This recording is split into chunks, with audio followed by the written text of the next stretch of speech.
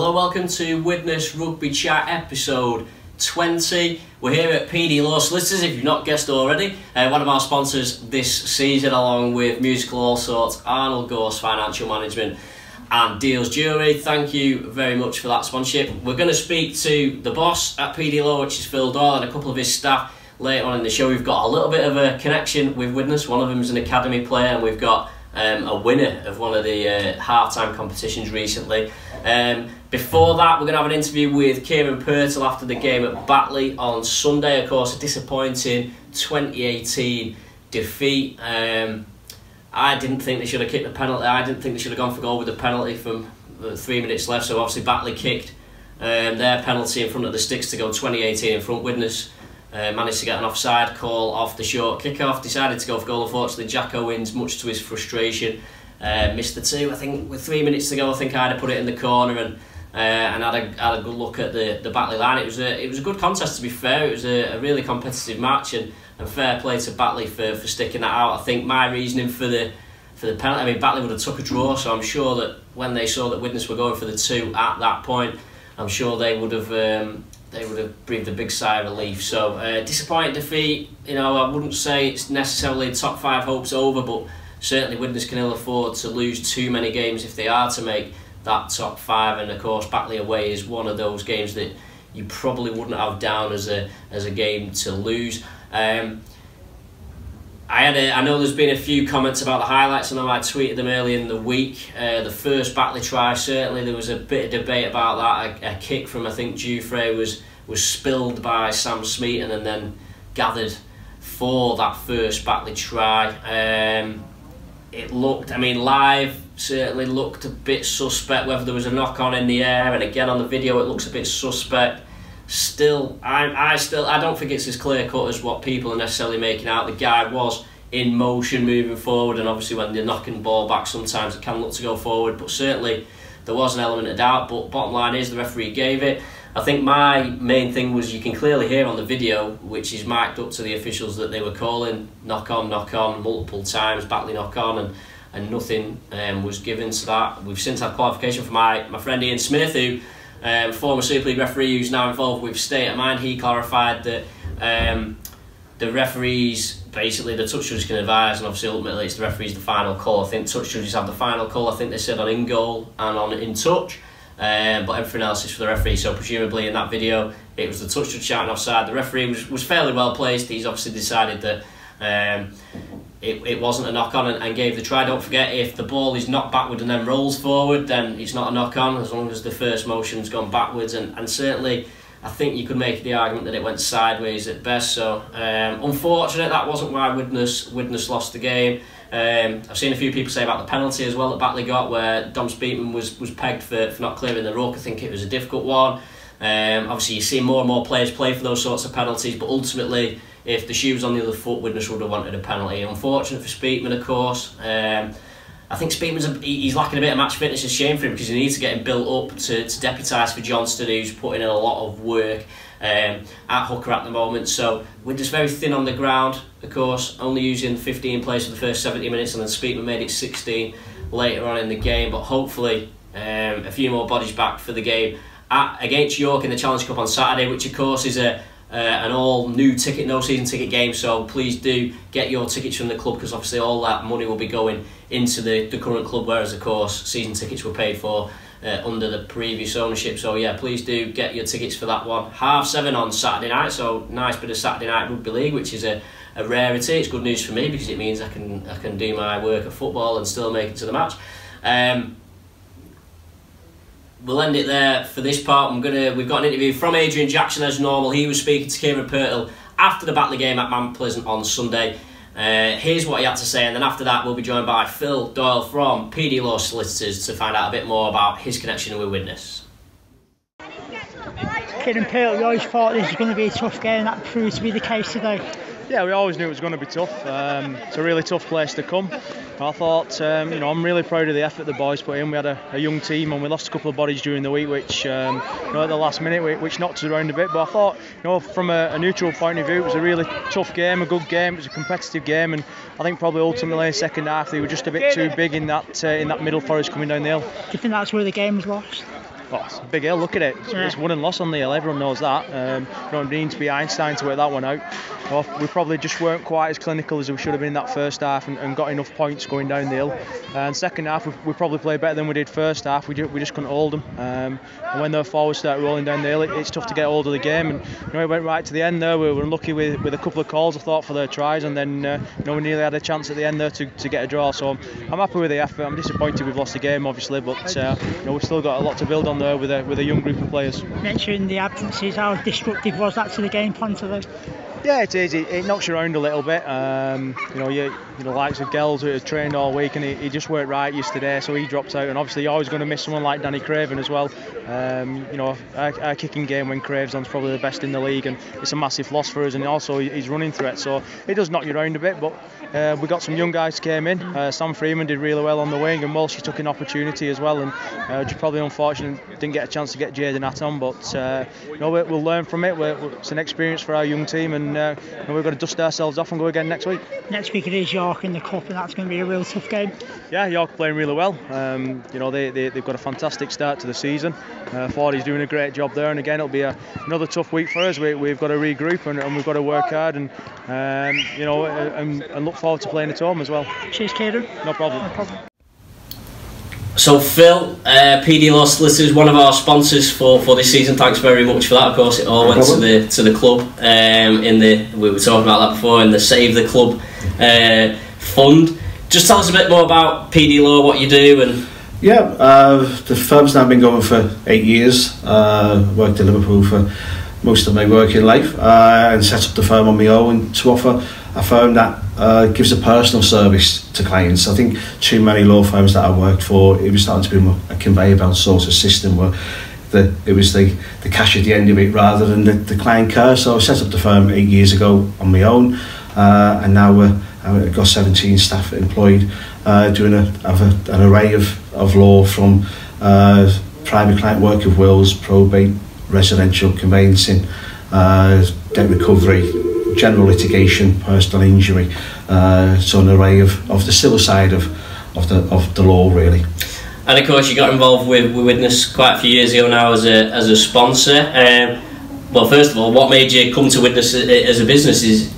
I live in Widnes, so it was ideal to save time on the commute, so I could spend more time in the office if need be when I was setting up the practice. So rather than have a 40-minute journey, an hour journey into work, to have one that was only 10 or 15 minutes, it made a big difference, really. And then to sort of give Widnes, to try and have a law firm in Widnes that was again geared to offering client care, that was paramount. And obviously your sponsorship of the Vikings has probably put you on the map in some. I mean, if you asked me name of solicitors in Widnes, you'd be the only one I could probably think of, I'd imagine. Yeah, and that's a good thing, because obviously I've sponsored Widnes for 6 or 7 years in terms of player sponsorships, match day sponsorships. People may know because I sponsored Kev Brown from the first moment he arrived in the club until he left. So I've always sort of looked to sponsor things, as I say, man of the match sponsorships and match balls, and try and get the name, the PD Law brand, out into the local community. And obviously, I know since Kevin Brown left, maybe your sponsorships, for what obviously that ended with when Kevin Brown was there. Obviously sad to see what happened with the club, but then good to see it now coming back to strength with a big fan push behind it. Yeah, which is great to see, really, and I think it took everyone by surprise as to with the adverse sort of circumstances, to see how much the town sort of rallied and got behind the club to give it every chance to survive, take stock, and then kick on again and involve the town to get behind the town team, as everyone keeps on saying, which is reassuring. And I think for the new owners, I think it gives them a lot of heart to take into the future, really. And I suppose it's an example of that, as we were talking before, that through your sponsorship you have had people coming in, stronghold members, whatever, getting wills and whatever off you, which goes to show that there is some value to sponsorship, because people are loyal, aren't they? And people see you supporting their club, and they want to help support you in doing that. Yeah, which is great to see, because as I say, we had clients who come in to see the PD Law branding in around the stadium, or through various sort of events, the match ball sponsorships or tweets, whatever, and to come in and see them with the work, giving the legal advice, but also have a little bit of chat about the the workings of Widnes at the same time in terms of what their sort of views are on performances and things, and have a bit of general chit chat, because it's just a bit of normality for them. That it shouldn't be a daunting experience to come into a solicitor's office. It's for normal people to have a chat, and down to earth, professional but approachable, and it's been good to get the sort of the feedback off them as to what sort of marketing that we're doing with the club, what was working and what wasn't, and how to become aware of my brand. So obviously one of the big things you did was the half-time challenge. For the fans who don't remember it, just remind us what it was. Yeah, it was the half-time challenge. I did a couple of half-time challenges. The first one being the Kick to Vegas challenge, which was done in conjunction with the club to try and promote the sale of Stronghold memberships, to give season ticket holders who are given the money that the club can rely on, guaranteed money, a chance to win a holiday of a lifetime, to thank them for their loyal support at the start of the season. And with regards to the Kick to Vegas competition, it was kicking into zones onto the pitch for different totals, the harder it was, the more points they secured, with a view then to holding the final home game, and then the winner going off to Las Vegas, courtesy of PD Law. And the first winner you had of that year, it's gone a bit better than, well, I don't know, he might be rubbish, but yeah. It's gone a little bit more beyond that whole fan engagement story. It sounds a bit more. Yeah, it was interesting with regards to because obviously before the final took place, I met both finalists, and Jordan, who eventually won the competition, advised me then he was a law student and hopefully he was going to win the competition, but on the back of it he asked if there was any possibility of any work experience, which I was open to. But so after he won the competition and went to Vegas and come back, we got together. He came in here for a couple of weeks to get a feel of working in a law firm day to day. Made a great impression. I kept him on, offered him a full-time role, and then a couple of months ago he qualified as a full-time solicitor, so which was great to see in terms of for his hard work, but also great to see from how his life has sort of evolved from kicking a ball on a half-time on the Widnes pitch to furthering his career as well. So. And a great unique recruitment story. It is, yes. I mean, you could sell that, couldn't you? This is how you recruit your staff. Get them on a half-time challenge. You could be a guest speaker. That'd be a great after-dinner speech story, that, wouldn't it? You'll have to get on the circuit and do that. It was a real good news story, really. As an outcome, not only for Jordan winning the competition, but also how he's now got a career out of it as well at the same time. And then the following year, you did the New York. I did the New York one to see the Knicks, the basketball team. So the winner went off to New York for the Knicks' very first home game of the season in Madison Square Garden. So I paid for a trip there, for another trip of a lifetime, to again reward another Stronghold member for the loyalty offered to the club, to have a chance of going off to experience an unbelievable experience of going to New York and seeing another sport as well. Is it something that you'd do again? Is it? Yeah, I would never say never. I think it's good. It was good because I got sort of positive feedback from the Stronghold members. I think the club unfortunately didn't agree with it, and that's why the competition started. And I think they sort of give me the feedback that there's been a bit of adverse sort of feedback, which was a bit strange, because given the nature that I'm sending one of their loyal fans for a holiday of a lifetime. But so I would never say never, no, because I think it's nice to reward loyalty with an opportunity, but also I say from a sponsor's point of view as well, it's further sort of branding for no, it's quite a nice simple thing to do, isn't it? And obviously half time, if there's nothing happening on the pitch, it's, you know, people like to see something happening on the pitch at half time, whether it's a crossbar challenge or, you know, I know Warrington have got that stupid wire fly thing going on. Yeah, you don't fancy that? I can know anyone understands it. you could do that. But yeah, you know, it's always nice to have something to watch and have a laugh at. You weren't the one. Remember the lad who sailed over the Was he wearing a blindfold or something? There's a video of this on YouTube, and he went over. No, I wasn't sponsoring that. I was in the crowd watching that, and it was. Did he come to you after? He might have come to PD Law to get a clear. I was expecting a goal when he went over the holdings, and I think he broke his thumb, didn't he? I don't know. Or he got a bad injury. But it was a good laugh. It was a good. Probably not for him. He tried to not to laugh, but it was a good laugh, wasn't it?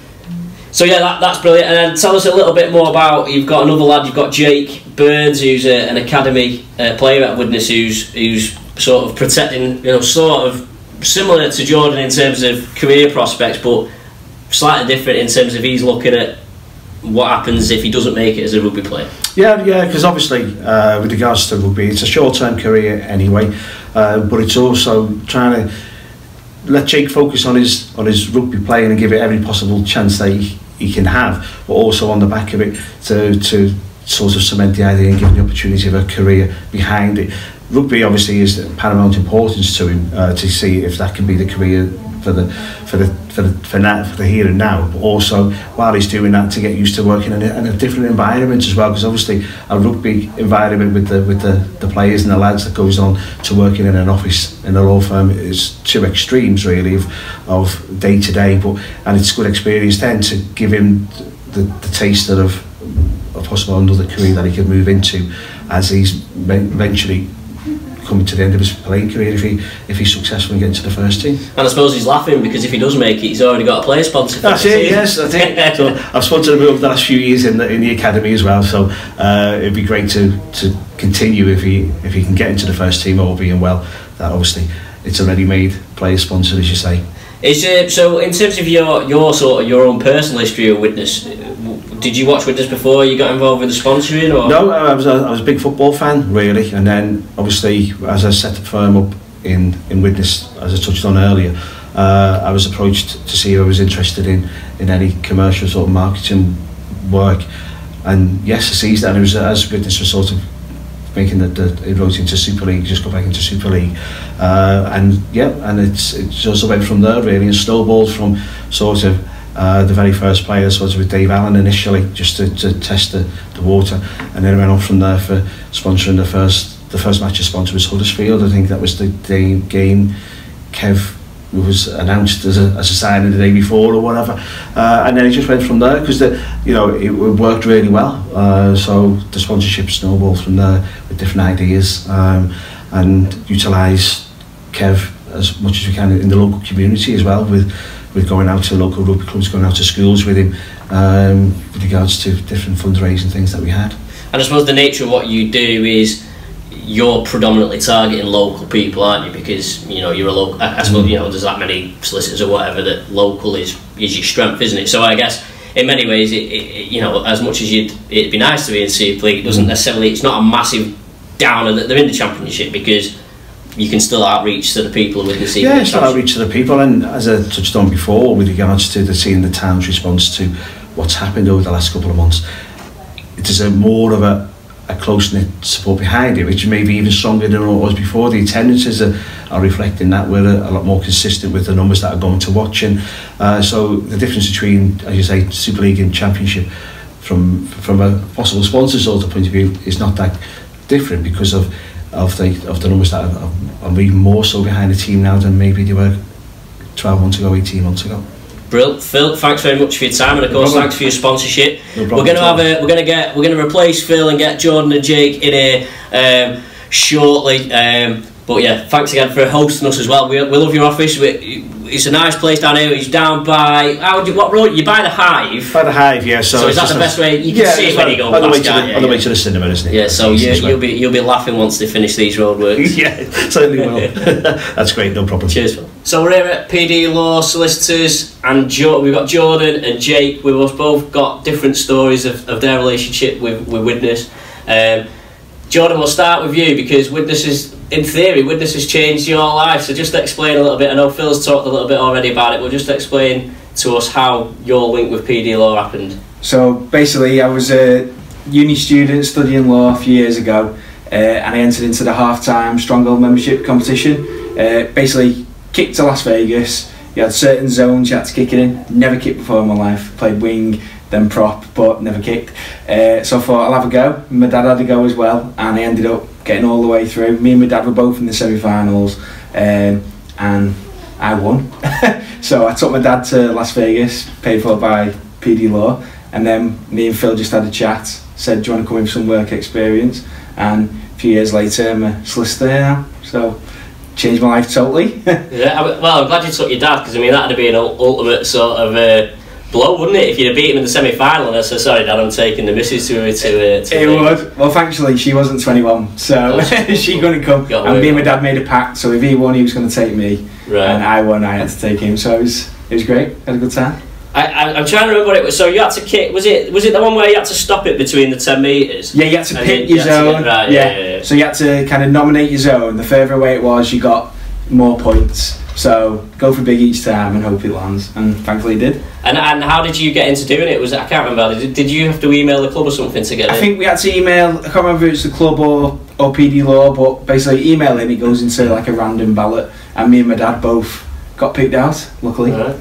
And obviously you were studying law at the time. Yeah, studying law, so realised it was a solicitors, and thought, see what we can do. I had a chat with Phil and came in, I think I did a week, just after I came back from Vegas, work experience, and then couldn't get rid of me now, I'm back. Yeah.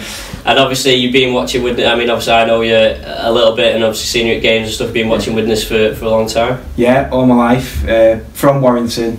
But so am I actually. So, yeah, but Dad's took me to the games since I can remember. So all through the Championship last time, Super League, Championship again. But good times. Yeah, that's it. And obviously now that's it. You're stuck PD Law forever now. You've got to show your loyalty, haven't you?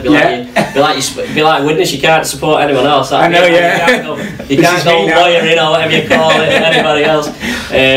No, yeah, but brilliant story. But I suppose, in some ways, credit to yourself for taking that opportunity, because it'd have been quite easy for you to just take the holiday and not speak to Phil and not get something, but obviously you've preserved your life. Phil should have just said that I'll sack the holiday. I know, yeah. Give you the job. Give you the job, no holiday. Phil could have gone to Vegas. I know, yeah. I think you prepared that. Jake, move on. Did you two work in the same? Are you in the same office, or? We're just upstairs together. Yeah. So we got Jake Burns. So Jake, you're in the Widnes Academy at the moment. Yeah. And very, very responsible of you. We have to say that you're sorting a career out for yourself. Just explain a little bit about what you do at PD Law. Basically, I'm the account assistant. I work with Alison, the head of accounts, and just do any tasks she wants me to do. Really. Yeah. And obviously, you're hoping to make it as a pro rugby player, and but always at the, I mean, I suppose young kids now these days are encouraged to get a career behind them as well, just in case you'd like to think that you're going to make it, but just in case you know. Well, yeah, that's the goal, to make it in the first team, but you always need something behind you. It doesn't last forever, does it, the rugby? So it's always good to have something back up. And obviously Widnes at the moment, quite a good pathway, so that must be encouraging to young players when you can see that the amount of young players that Widnes have obviously brought through and have already got in the first team. Yeah, it is. It's a good insight, saying you can come through it rather than going and signing another place. Makes it possible. So what's a day look like for you at the moment? Are you in here in the morning and then training in the afternoon? Is that how it works? Yeah, come here 9 till 1, go home, get ready for training at 3 o'clock then, 3 till 5:30. So long days for you. Long days. It could be worse, you could be training at 7 in the morning and then have to come here after. So is that something, obviously you'd like to think you make it as a full-time pro, but I suppose would playing part-time be something you might consider next year or in future years if you're not full-time? It's something that I'd have to think about, but just have to see how it goes. And obviously long-term, what would you look to do if not the rugby? Is this a sort of thing that you obviously you've got interested in it now? Yeah, something like accounting would be something that I'd be interested in doing, going back to college again and getting a qualification in it. And just tell us a little bit about the rugby. I know we had a little bit of a chat off there before. Just tell us about what amateur club did you come through? Widnes Moorfield. I was there for 10 years, I think, 6 till 16. So there's a few lads in there from Moorfield in the academy at the moment. Yeah, there's quite a few that I've played with throughout my career. And what position are you? Play hooker. Yeah, which we'll say this on camera now, because I said we could do with being a hooker because you're a bit short in that area at the moment. So have a look at it. How's it going? And you've played a few games, have you, this season? Yeah, 4. We had like a slow start to the year. We lost the first 2 games, but over the last 2 weeks, won good games. Yeah, getting into it now. And do you know any of the lads in the first team? I guess you'd have played some academy, would you, with some of the lads who made their first team? I think the other day I played with 8 that were in the first team, so I played with 8 of them throughout the academy. So obviously it's not that. I mean, how daunting is it when you're a young player and you're obviously trying to impress, aren't you? And then at the same time you're thinking about, oh, what if I'm asked to train with the first team and you've got to step up a level? What does that feel like? It makes it a lot easier knowing more of them, especially with like the first team. They're really good with like talking to us as well. So I don't think it's as bad as people think. Yeah, and obviously Phil Finney's been there a long time, and he creates this brilliant culture amongst the young lads. And is that every player I speak to who's come through with the system says the culture's really good, and the way that they look after the young players is really good as well. Yeah, everyone knows everyone. Everyone's like approachable, and it just makes it easy to talk to everyone, and then everyone just loves being there. So Jordan, you'll be tapping Jake up for tickets next season. Yeah, definitely. Every game. Lads, thanks very much for chatting with me. It gives us a nice little different angle on the show. And obviously, good luck, Jake. Hope you make it. I hope I'm not shouting at you from the shouting bad things at you from the terraces next season. And Jordan, obviously, all the best for your career as well. Brilliant, thank you. So there you've heard from 3 people from PD Law. We've had Phil Dorr, we've had Jordan Shard, and we've had Jake Burns. Hope you found this one interesting. Of course, always looking for different ideas that are a little bit more entertaining than me talking to the camera, so I hope you've appreciated this one. I certainly appreciate PD Law for their support of the podcast this year. Of course, that all went into the Widnes GoFundMe page. Thanks also to Musical All Sorts, Arnold, Gorse Financial Management, and Deals the Jewellers for their support this season. Don't forget to please share and subscribe to the YouTube channel, share on Facebook, Twitter, etc. Like, give us your comments, and I'd love to hear your suggestions as well for what you want to see on future podcasts. But that's it from me for this week. I'll see you next week.